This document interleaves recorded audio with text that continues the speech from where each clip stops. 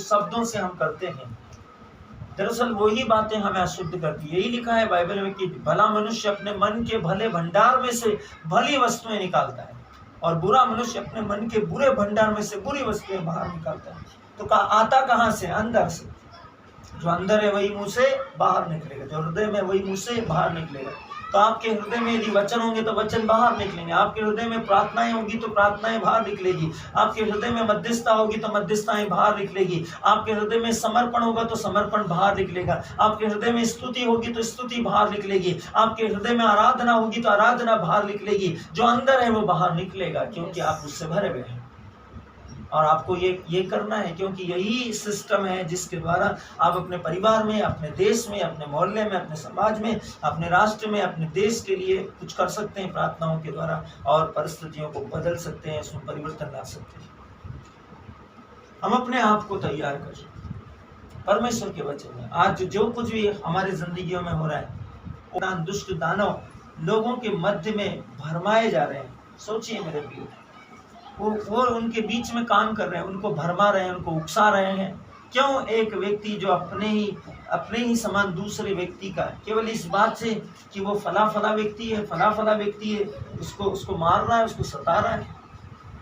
परिणाम शैतानों ने उनको ऐसा बना दिया है, कठोर।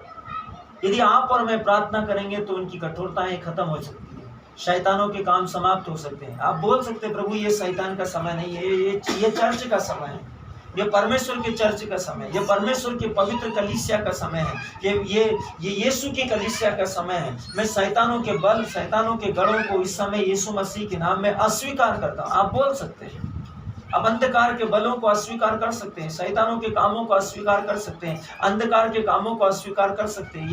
ये आपकी बस में, ये आप कर सकते हैं। ये आप चलते फिरते, उठते बैठते, खाते पीते सब समय कर सकते हैं। कुलुस्सी अध्याय 3 वचन संख्या 16-17 में यही लिखा है, उठते बैठते खाते पीते सब समय आप ये कर सकते हैं, प्रार्थना कर सकते हैं, यीशु मसीह के नाम में सब कुछ कर सकते हैं।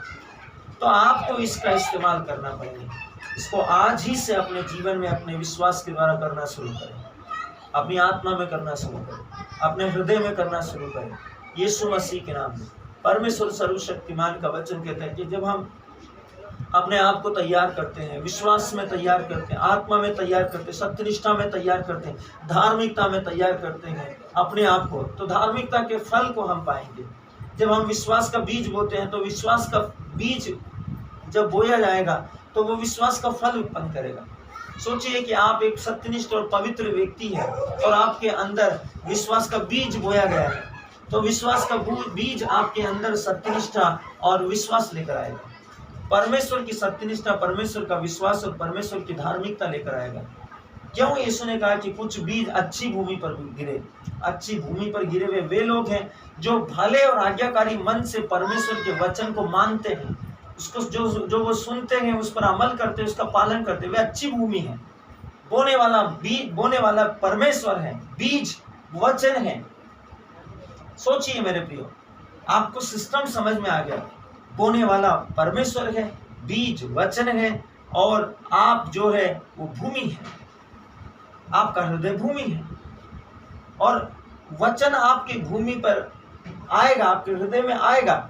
यदि आप वचन के साथ संगति में नहीं है तो यही लिखा है कि आकाश के पक्षियों ने उसे चुग लिया, कुछ बीज पैरों के द्वारा रौंदे गए, और कुछ बीज पथरीली भूमि के कारण, जमीन न होने के कारण उगे तो सही, बड़ी तेजी से उगे, लेकिन जैसे मौसम की मार उस पर पड़ी वे तुरंत झुलस गए और मुरझा गए और खत्म हो गए। जब विश्वास कमजोर है तो परिस्थितियां जब आएगी तो हमारा विश्वास, कमजोर विश्वास के कारण हम परिस्थितियों के सामने ज्यादा देर तक टिक नहीं पाएंगे।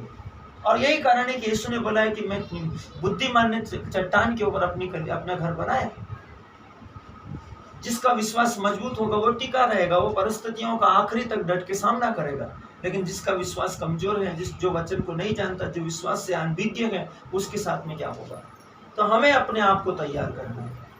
मत सोचिए कि आप 1 घंटा प्रार्थना करते हैं वो काफ़ी है। नहीं मेरे प्रियो, उस 1 घंटा में हम मुश्किल से 5 या 7 मिनट आत्मा में, वो भी बहुत ज़्यादा बोल दिया मैंने, उतना हम आत्मा की परिपूर्णता के साथ में, पवित्र आत्मा के साथ में शायद कनेक्टिविटी में हो सकते हैं। लेकिन बहुत सारा समय हमारा इस विश्व के इधर उधर के ध्यान, दूसरी बातों के कारण हम डिस्टर्ब रहेंगे।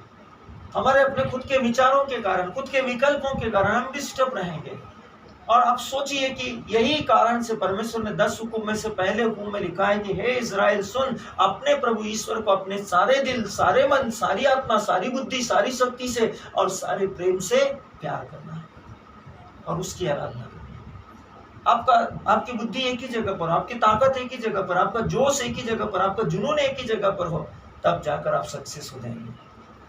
क्यों? एक व्यक्ति, एक शिकारी जब अपने बंदूक को अपने हाथ में लेता है, अपने तीर कमान को अपने हाथ में ले लेता है, तो वो दूसरी चीजों पर, यहाँ तक कि वो आसपास की आवाजों को भी नहीं सुनता, वो सिर्फ अपने शिकार और अपने लक्ष्य के ऊपर ध्यान देता है और वो उसको भेद देता है। क्यों? क्योंकि उसका संपूर्ण ध्यान, संपूर्ण मन, संपूर्ण हृदय एक स्थान पर आकर केंद्रित हो गया है, एक स्थान पर आकर टिक गया है, और तब जाकर वो 100% अपने विश्वास के अंदर पक्का हो जाता है कि अब मुझे तीर या बंदूक की गोली को, ट्रिगर को दबा देना चाहिए, क्योंकि अभी सही समय है। आपके विश्वास के लिए, आपके जीवन में आपको यही करना है, इसी प्रकार विश्वास का बल लगाना है। तब आप आत्मा में परमेश्वर के साथ धार्मिकता और सत्यनिष्ठा की फसल काटेंगे। तब कोई शहर अशांति के बल और शैतानों के द्वारा, राक्षसों के द्वारा, दानवों के द्वारा उकसाए नहीं जाएंगे। वहां कोई हाहाकार नहीं होगा, क्योंकि बाइबल बोलती है कि मैंने तुम्हें सांपों, बिच्छुओं और बैरी की, शैतान की शक्ति को कुचलने का अधिकार दिया है, और अधोलोक के फाटक तुम्हारे सामने प्रबल नहीं हो पाएंगे। तुम सत्य से भरे हो, और जब तुम उस सत्य का इस्तेमाल करोगे तो सत्य की सामर्थ्य के द्वारा, सत्य के वचन की तलवार के द्वारा तुम अपने युद्ध को जीत जाओगे यीशु मसीह में। तो जब आपके पास में अधिकार है तो सिर्फ आपको याद ही, तो उसको लगातार पढ़ते रहेंगे तो आपको याद रहेंगे, उनके साथ लगातार संगति में रहेंगे तो आपको मालूम रहेंगे कि परमेश्वर का वचन ऐसा बोलता है, मुझे इस परिस्थिति से डरने की जरूरत नहीं है। आप क्या करेंगे? एक विश्वासी के समान घुटने टेकेंगे, अपने हाथ उठाएंगे और स्तुति करेंगे।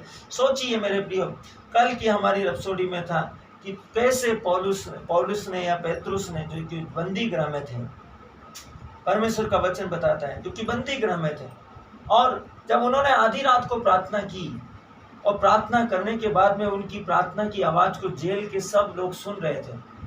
भूकंप हुआ। कैसे हुआ? प्रार्थना से हुआ। बंदी गृह की नींव हिल गई, बंदी गृह हिल गया, दरवाजे अपने आप खुल गए, यहाँ तक कि उनको जिन जंजीरों और सक्कलों से बांध दिया था वो खुल गए। तो प्रार्थना की पावर ये है मेरे प्रिय। इसलिए लिखा है याकूब के पत्र अध्याय 5 में परमेश्वर का वचन स्पष्ट तरीके से बोलता है। याकूब इसके विषय में बहुत साफ तरीके से बोलता है, साफ और स्पष्ट तरीके से बोलता है। सत्यनिष्ठ की जुझारू प्रार्थना से बहुत कुछ हो सकता है। तो सत्यनिष्ठा की प्रार्थना के साथ सहभागिता कीजिए। आप सब सत्यनिष्ठ हैं, आप वैसे ही पवित्र हैं जैसे यीशु पवित्र है, पवित्र आत्मा पवित्र है, पिता परमेश्वर पवित्र है। आपके अंदर लेस मात्र भी पाप और कलंक नहीं है। वो तो आप जब अपने मन के विचारों को अपने ऊपर प्रबल होने देते हैं, तब पाप आपके ऊपर आकर आपके ऊपर शासन करने लगता है। लेकिन यदि आप वचन और प्रार्थना या वास्तविक संग्रहता के साथ सहभागिता होते हैं, सोचिए वास्तविक संग्रहता सबसे लेटेस्ट से लेटेस्ट रूप में आपके पास में सबसे बेहतरीन खाना आपके पास में परोसा गया है। उसको खाइए और तंदुरुस्त हो जाइए, उसको खाइए और विश्वासी हो जाइए, उसको खाइए और ताकतवर हो जाइए। यीशु ने कहा मेरा भोजन परमेश्वर का वचन है, तो आपका भी भोजन परमेश्वर का वचन ही होना चाहिए। परमेश्वर के वचन के साथ सहभागिता